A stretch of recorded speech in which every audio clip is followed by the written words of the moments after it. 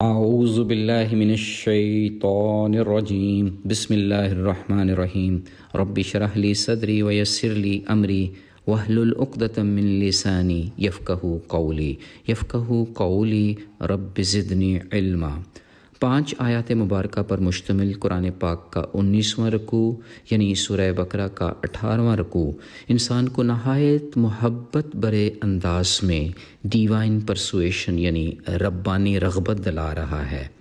اے لوگو، تم مجھے یاد کرو، میں تمہیں یاد کروں گا۔ رکوع کے شروع میں ہی نیکی کے کاموں میں سبقت لے جانے کی ترغیب دی جا رہی ہے اور واضح کیا جا رہا ہے کہ تم جہاں کہیں بھی ہوگے اللہ تمہیں پا لے گا، کیونکہ بے شک وہ ہر چیز پر قادر ہے۔ یہ ربانی ترغیب پچھلے رکوع میں بیان کیے گئے قبلہ بدلنے کے تناظر میں ہے کہ ہر مذہب کے لیے ایک قبلہ ہوتا ہے جس کی طرف رخ کر کے عبادت کی جاتی ہے۔ اس رکوع میں تسلسل سے 2 بار زور دے کر کہا جا رہا ہے کہ آپ لوگ جہاں کہیں بھی جائیں اپنا رخ مسجد حرام یعنی کعبۃ اللہ کی طرف پھیر لیں۔ یہی حق کی روش ہے، کیونکہ اس سے اہل کتاب کی یہ دلیل بھی باقی نہ رہے گی کہ امت محمدیہ تو بیت اللہ کی جانب رخ کر کے نماز ہی نہیں پڑھ رہی، کیونکہ ان کی کتابوں میں یہی لکھا ہوا تھا کہ مسلمانوں کا قبلہ کعبہ ہوگا۔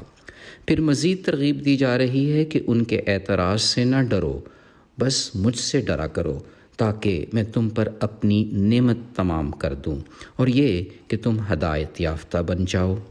پھر اگلی آیت مبارکہ میں اس نعمت کا تذکرہ اس ترغیب سے ہو رہا ہے کہ دیکھو ہم نے تم ہی میں سے ایک رسول بھیجا جو ہماری آیات پڑھ کر تمہیں پاک کرتا ہے، کتاب و حکمت کی ترغیب دیتا ہے، ان چیزوں کا علم بانٹتا ہے جو تم نہیں جانتے تھے۔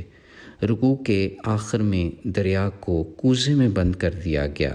اللہ رب العزت نہایت مشفقانہ انداز سے رغبت دلا رہے ہیں کہ تم مجھے یاد کیا کرو، میں بھی تمہیں یاد کروں گا، بس شرط یہ ہے کہ شکر ادا کرتے رہنا، کفران نعمت نہ کرنا۔ بخاری شریف میں درج حدیث قدسی ہے، اللہ تعالیٰ فرماتے ہیں جس نے مجھے دل میں یاد کیا میں بھی اسے دل میں یاد کروں گا، اور جس نے مجھے مجلس میں یاد کیا میں بھی اسے اس کی مجلس سے بہتر مجلس میں یاد کروں گا۔